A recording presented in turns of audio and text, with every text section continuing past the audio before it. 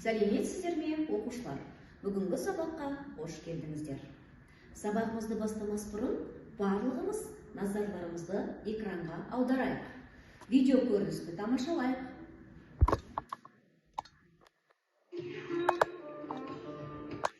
Барлық ағзалардың тіршілік етуі бір-біріне тәуелді. Бірақ кейбір түрлер арасындағы қарым-қатынас өте күшті болады. Әр алуан түрлердің өте жақын қарым-қатынаста тіршілік етуін селбесу деп атаймыз. Егер мұндай қарым-қатынас екі жаққа да пайдалы болса, ол мутуализм деп аталады.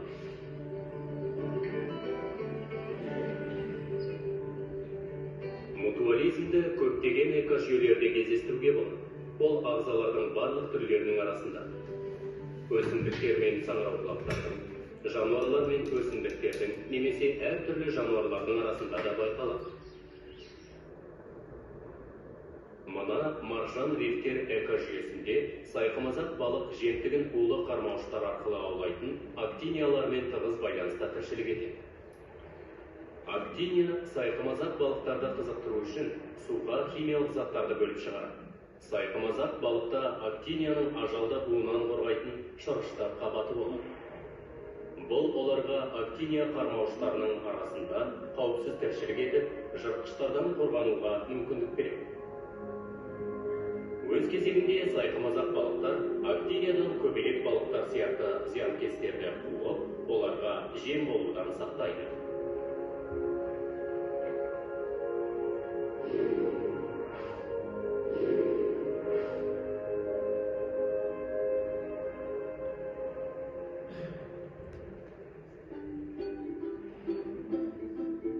Экожүйеде тағы бір мутуализмдік қатынас бар.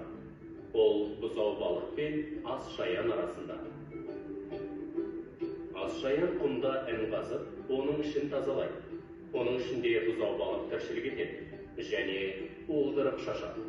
Асшаянның көру қабілеті нашар. Асшаян құмды қазып болғанша бұзау балық айналаны бақылап тұрады. Егер жақын жерде жыртқыштар болса, бұзау балық асшаянды ескерту үшін құйрығымен түртеді де екеуі бірге інге тығылады.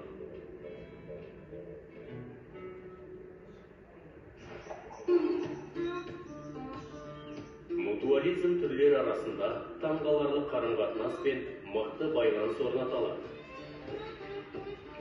Оның арқасында түрлер бір-біріне көмектесіп, екеуі де тірі қалады.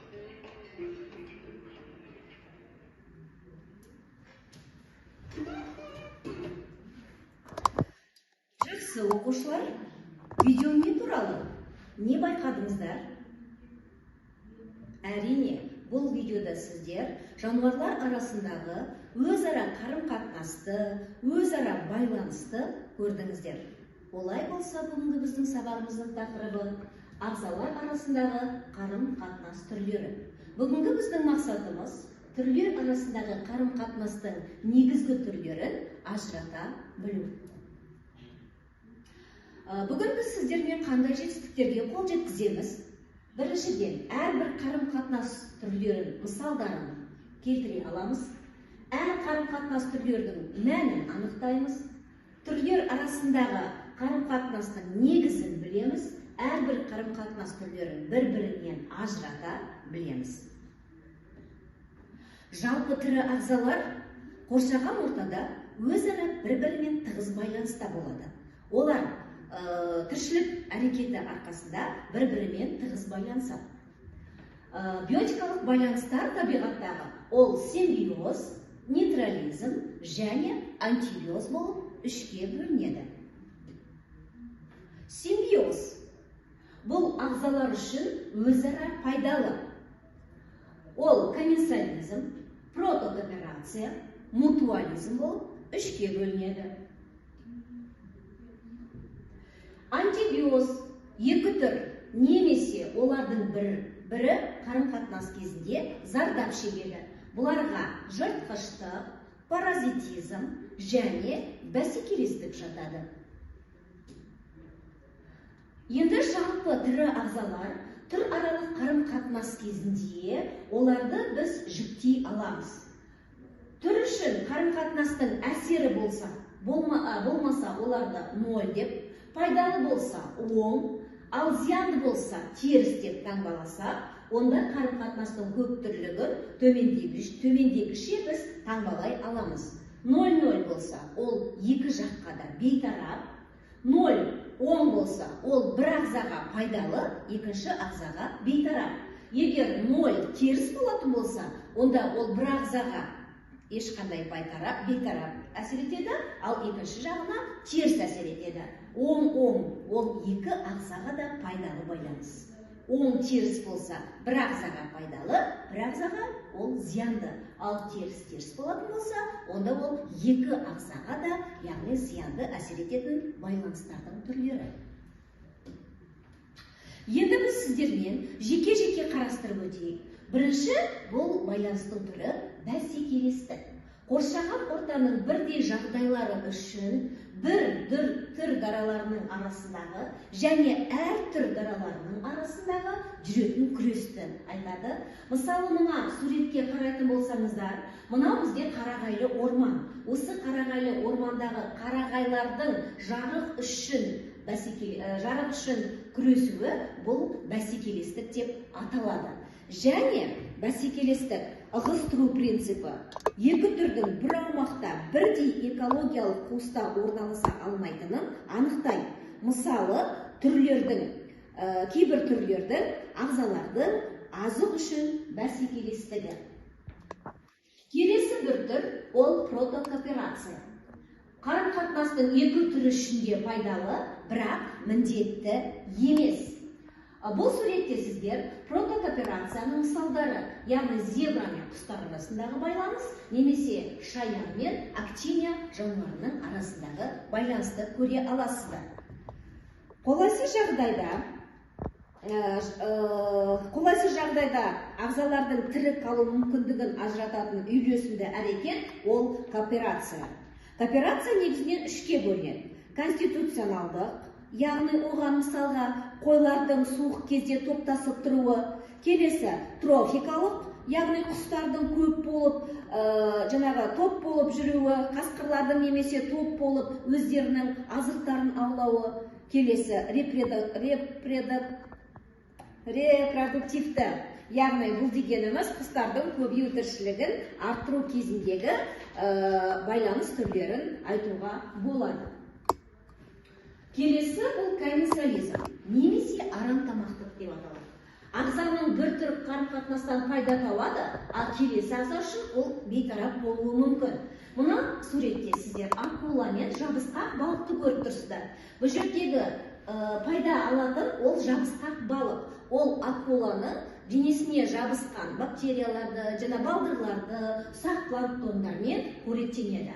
Ал мына суретте арыстан және өлексе жейтін құстар арасындағы байланысты көруге болады. Ол арыстан өзінің жемтігімен қоректеніп кеткеннен кейін қалдықтармен өлексе жейтін, яғни құстар қоректенеді. Бұл бізде комменсализм деп аталады. Келесі мутуализм. Ағзалар үшін қарым-қатынасқа пайдалы, және бұл міндетті. Мына суретте сіздер қыналарды және түйнек бактерияларын көріп отырсыздар. Қыналар, сіздер білесіздер, қыналар бұл екі ағзаның селбесуінен пайда болады. Ол бізде көкжасыл балдырлар және саңырауқұлақтар. Қыналар үшін бұндай екі жақты селбесіп тіршілік ету мутуализмға жатады. Немесе түйнек бактерияларын алайық. Түйнек бактериялары ол бұршақ тұқымдас өсімдіктерінің тамырларымен селбесіп тіршілік етеді. Мутуализм әр түрге жататын организмнің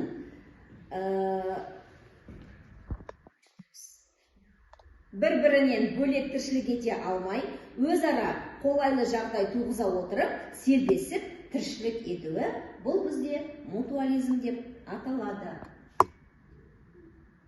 Келесі паразитизм.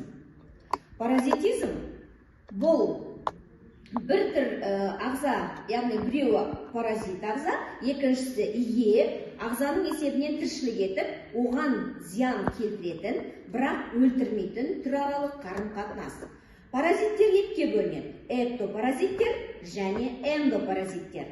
Эктопаразиттер ол дене сыртында болатын паразиттер, мысалға бүрге, кене, маса деген сияқты, я. Ал эндопаразиттер ол ағзаның ішінде болады. Мысалға кейбір гельминттер. Енді мына жерде суретте қарап отырсаңыздар, бірінші суретте бұл сүретті өсімдіктерде паразит тіршілік ететін діңқұлақ, паразит саңырауқұлағы. Ал екінші суретке қарасақ, бұл адам ағзасында немесе омыртқалы жануарлардың ағзасында тіршілік ететін ішек сорғы, яғни жұмыр құрттардың паразиттік тіршілігі. Келесі бізде ол жыртқыштық. Бір түр дараларының екінші түр дараларымен қоректенуі. Яғни бұл жыртқыш және жемтік арасындағы байланыс. Жыртқыш жемтік қарым-қатынасы популяциялар санының реттеуімен ерекше рөл атқарады. Жыртқыштардың жемтіктерді әдетте ол ауру, әлсіреген даралар болады. Оларды жою арқылы аурудың таралуын тежейді. Популяцияда іріктеу жүргізеді. Міне мұндай байланыс түрлері жыртқыштық деп аталады. Келесі бір түр балалар бұл нейтрализм. Түрлі экологиялық курста тіршілік ететіндіктен ағзалар бір-біріне әсер етпейді. Мысалға қараңыздар, бір жазықта тіршілік ететін қоян немесе көртышқан, олардың арасында ешқандай байланыс болмайды. Яғни әрқайсысы өзі бейтарап өмір сүре алады. Нейтрализм бейтарап қарым-қатынас, мысалы орманда тіршілік ететін тиіндер, бұғылар бар, я. Міне бұлар бір-біріне ешқандай қарым-қатынаста байланыс жоқ. Сондықтан бұлар бейтарап тіршілік етеді. Бұндай байланыс түрі балалар нейтрализм деп аталады. Жақсы балалар. Енді біз сіздермен сабақты түсінген болсақ, қазір бірнеше бекіту тапсырмаларын қарастырайық. Бірінші тапсырма. Бұл бізде тест тапсырмасы балалар. Сіздерге 5 сұрақты тест тапсырмасын береміз. Сол тапсырмаға сіздер жауап бере қойыңыздар. Бірінші, ормандағы бұғы популяциясы мен сарышымшық арасындағы өзара тікелей әсер болмайтын қарым-қатынас түрі қалай аталады? Протокооперация, нейтрализм, мутуализм, бәсекелестік, комменсализм. Жауап бере қойыңыздар.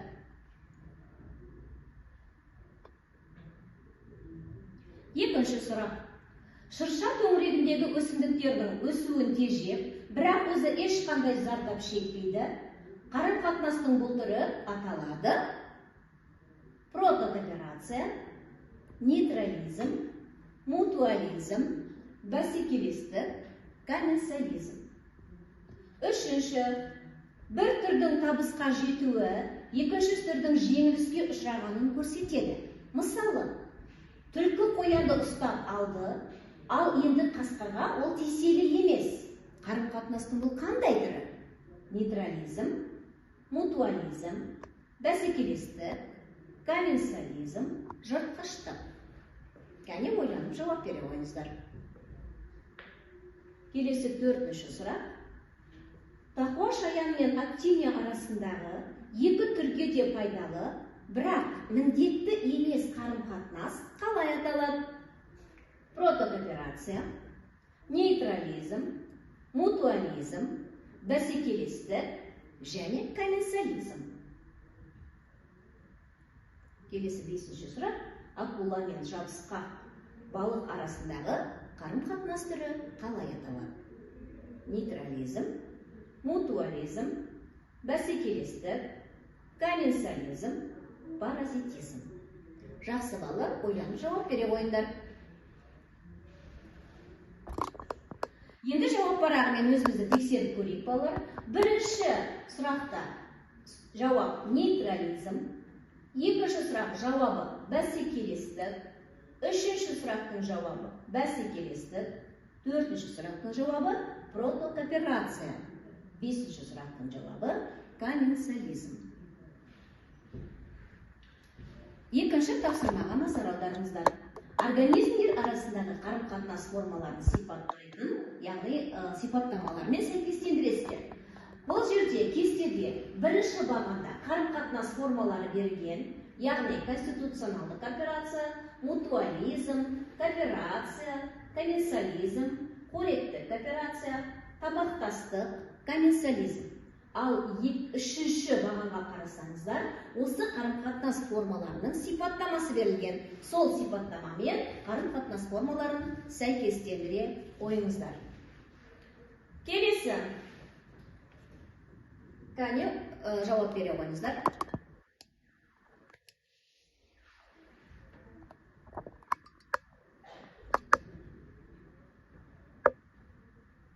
Кәне балалар, енді жауап барағымен өзіміздің жауаптарымызды салыстырамыз. Бірінші, конституционалдық кооперация ол жауабы Е болады. Екінші, мутуализмге мысал Д, кооперацияға мысал F, комменсализмге мысал В, қоректік кооперация H, табақтастық С, және жетінші комменсализм жауабы бізде А жауабы болады. Өздеріңізді тексеріп қойыңыздар. Келесі үшінші тапсырма ойлан тапсырмасы. Жыланнан да жаман не бар? Бір елді мекенде жыландардың көптігімен атақты болды. Олар далада әр қадам сайын дерлік кездесіп, дүбірлетіп, аулалар мен сарайларға кіріп кетті.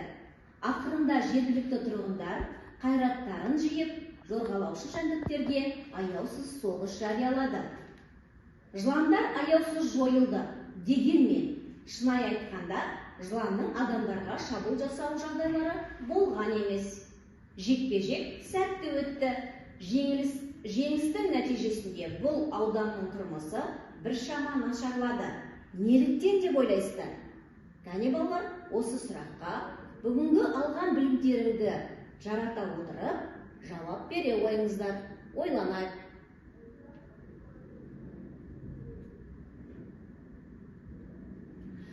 Жақсы балалар, бұл сұрақтың жауабына келетін болса, яғни сіздер бұл сұрақтың жауабына жыландар, мысалы неге жаңағы жыландар жойылып кеткеннен кейін бұл ауылдың жаңағы тұрмысы біршама нашарлап кетті. Неліктен деп ойлайсыздар?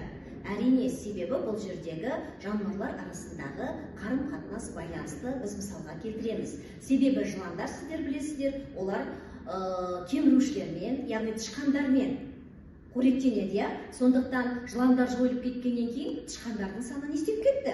Көбейіп кетті. Әрине, ол тышқандар сол ауыл тұрғындарына маза бермейді. Олар ауру таратады, олар тағамдарды, жаңағы лас заттарды тасымалдайды. Сондықтан бұл жерде жаңағы ауыл тұрғындарының тұрмысының нашарлап кетуі ол кемірушілердің көбейіп кетуіне байланысты. Ал енді бұны шешу үшін ол ауыл тұрғындары не істеу керек? Әрине, қайтадан жыландарды басқа бір аумақтан әкеп, сол жерге жыландарды не істеу керек? Өсіру керек. Сол кезде, яғни табиғат арасындағы байланыс. Бұл қандай қарым-қатынас түріне жатады? Әрине, бұл жыртқыштық, яғни жемтік және олжа қарым-қатынасына жатады. Жақсы балалар, сонымен бүгінгі сабақты қорытындылайтын болса, біз сіздермен тірі ағзалар арасындағы жағымды қатынас формаларымен таныстық. Екіншіден, түрлердің қалыптасуы тіршілік формасын сақтай отырып, сақтау керек екендігімен таныстық, және организмдердің тіршілік ортасымен әрекеттесуі тікелей байланыс арқылы жүретінімен таныстық. Кәне оқушылар, енді біз сіздермен бүгінгі сабақ бойынша рефлексия жасайық. Біздің рефлексиямыз алма ағашы деп аталады. Яғни алма ағашында алма, гүл және жапырақ болады. Оны сіздер білесіздер, иә? Егер сіздер осы жерде алманы таңдайтын болсаңыздар, бүгінгі сабақтан түйгенім өте көп, маңызды болды деп өздеріңе тұжырым жасайсыздар. Ал егер сіздер гүлді таңдайтын болсаңыздар, бүгін көп нәрсені түсіндім, маған пайдалы болды деген өздеріңе тұжырым аласыздар. Ал келесі жапырақты таңдасаңыздар, бүгінгі сабақтан түсінбеген сұрақтарым бар. әлі де болса оқуым керек, қарауым керек деп өздеріңізге тұжырым жасайсыздар.